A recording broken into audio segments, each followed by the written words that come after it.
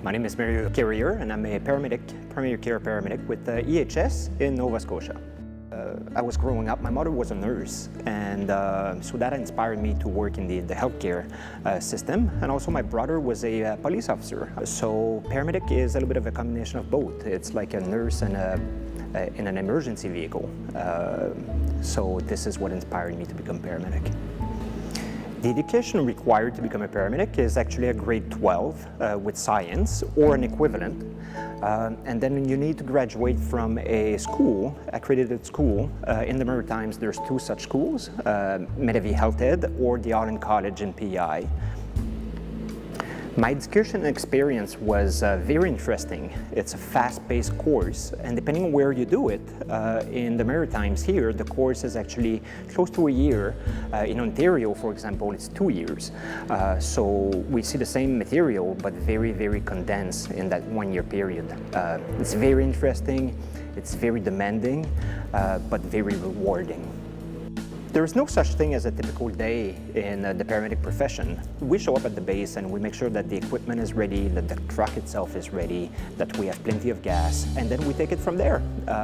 We react to 911 calls, or we do transfers between facilities, between hospitals, or taking patients back from hospitals into their home. There's no typical day.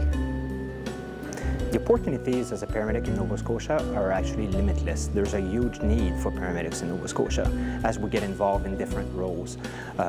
We can start as a primary care paramedic and become an advanced care paramedic to a critical care paramedic. We also work in hospitals, we work in community centers.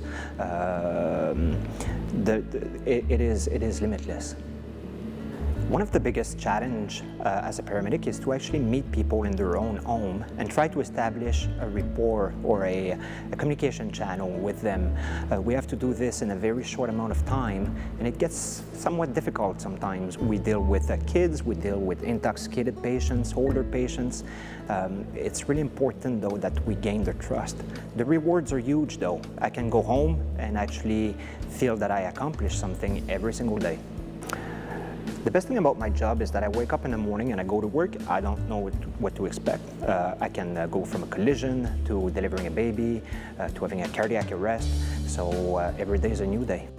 The skills needed to become a good paramedic, I would say, are leadership skills, communication skills, critical thinking, friendliness, and empathy.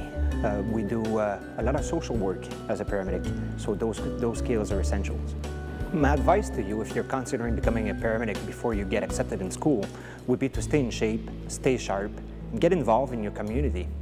Volunteer with the Red Cross or your local fire department. I am Mario Carrier, and I am a paramedic.